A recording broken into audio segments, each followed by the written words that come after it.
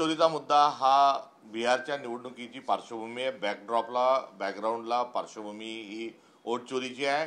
कशा कशा पद्धतीने सत्ताधाऱ्यांनी हे विरोधकांच्या वोट बँकवर तिथे काठी फुलीचं चिन्ह मारलं होतं. मोठ्या प्रमाणात मतदार वगळले होते, खोटे मतदार वाढवले होते आणि जी SIRची झालेली जी प्रक्रिया होती त्या प्रक्रियेच्या संदर्भात देखील खूप मोठे आक्षेप होते. मागच्या लोकसभेच्या पूर्ण अधिवेशनामध्ये SIRचा मुद्दा घेऊन आम्ही भांडलो, मात्र निवडणूक आयोगाने आणि सत्ताधाऱ्यांनी टसका मस्त या जागचे हल्ले नाहीत.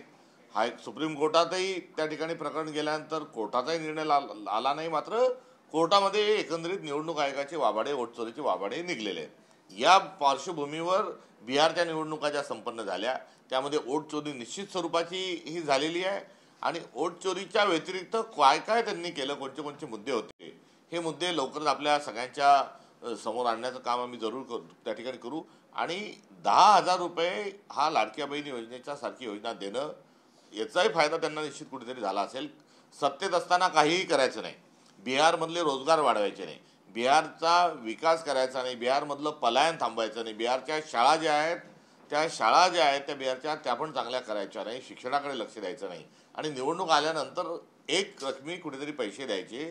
ही भारतीय जनता पक्षाची महाराष्ट्रात केलेली मध्यप्रदेशची जा कित्ता आहे हा त्यांनी त्या ठिकाणी गिरवलेला असावा. कारण बिहारच्या मध्ये दारिद्र्य रेषेखालचं प्रमाण सर्वाधिक आहे आणि तिथल्या बिहारच्या दरडोई उत्पन्न प्रति कुटुंबाचं हे 10,000 आहे. आता एक वर्षाचं उत्पन्न जे आहे हे एकाच दिवशी हे जर दिल्या जात असेल तर त्या स्वरूपामध्ये त्याचा प्रभाव होणं हे देखील स्वाभाविक आहे. मात्र या संदर्भात मूळ जो पार्श्वभूमी आहे ती वोट चोरीची आहे. सर, आपण बघतो अंबादास दानवे यांनी एक महत्त्वाची टीका काँग्रेसवरती केलेली आहे. काँग्रेसने मोठ्या चुका केल्यानं त्यांना हा पराभव स्वीकारावा लागला. त्यांनी या पराभवाचं शिकावं, महाराष्ट्रात उद्धव ठाकरे मुख्यमंत्री पदाची उमेदवार ठरेल अशा पद्धतीची परिस्थिती आता आपल्याला पाहायला मिळते, असं त्यांनी मोठं विधान केलं. बिहारच्या निवडणुकीच्या पार्श्वभूमीवर महाराष्ट्रात 1.25 वर्षापूर्वी झालेल्या निकालाचा संदर्भ देऊन बोलणं हे उचित नाही आणि या संदर्भात महाराष्ट्रामध्ये इंडिया अलायन्स म्हणून आम्ही लोकसभा आणि विधानसभा दोन्ही निवडणुका लढलो. लोकसभेच्या वेळेस कुठल्याही प्रकारचा चेहरा किंवा कुठली घोषणा न होता आम्हाला महाविकास आघाडीला मोठं यश मिळतं आणि विधानसभेमध्ये यश मिळत नाही. याचे जे संदर्भ आपण तपासून बघितले तर ते वेगवेगळे आढळून येतील. तुर्तास या संदर्भाच्या अनुषंगानं बिहारच्या निवडणुकीकडे महाराष्ट्राच्या महाविकास आघाडीच्या आणि 3 पक्षातल्या चष्मा लावून या निकालांकडे बघणं हे चुकीचं ठरेल.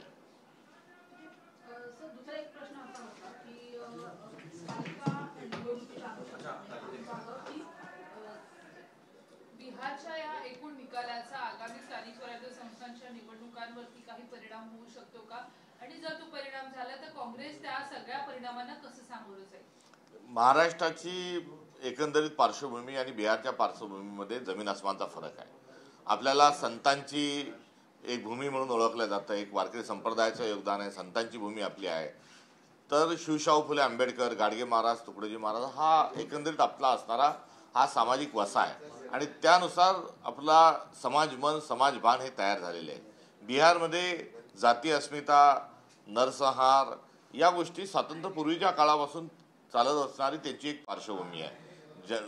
OBC समाजाने जानवं घातलं पाहिजे यासाठी आंदोलन झालेले आहेत. त्यांनी जानवं घालू नये म्हणून अडवण्याची देखील तिथे रक्तरंजित एक इतिहास त्यांचा आहे. तर JPच्या काळात जानवं तोडा हा देखील एक तिथला संघर्ष आहे आणि जातीतला तिथला जो काही वर्गीकरण आणि ध्रुवीकरण आहे ती एक त्यांची असणारी पार्श्वभूमी आहे. महाराष्ट्राची एक पार्श्वभूमी आहे. महाराष्ट्राच्या पार्श्वभूमीचा आणि त्याच्यात कुठेही साम्य नसल्यामुळे बिहारच्या कुठच्याही म्हणजे आम्ही निवडून आलो असतो तरी किंवा आता या पार्श्वभूमीवर दोन्ही ठिकाणचे निकाल आणि हे वेगवेगळे राहतील आणि बिहारचा कुठलाही प्रभाव हा महाराष्ट्राच्या समाजकारणावर आणि राजकारणावर होणार नाही असा मला विश्वास आहे.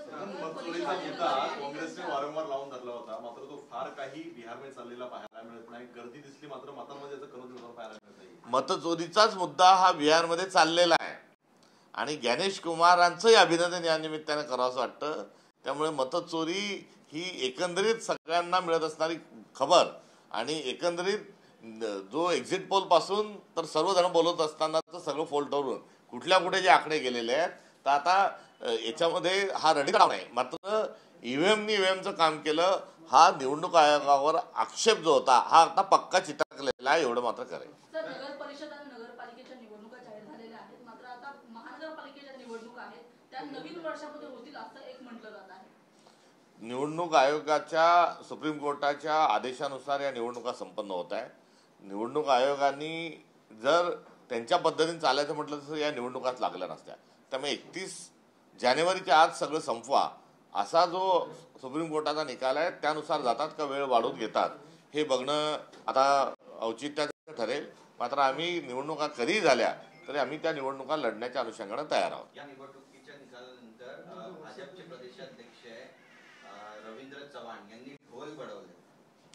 आता ढोल बडवण्याची त्यांना संधी मिळाली. आता ढोल बडवत असताना लोकशाही बुडू नका आणि बडवू नका आणि बुडू नका ही त्यांच्याकडून विजयाचं अभिनंदन करत असताना अपेक्षा राहणार आहे.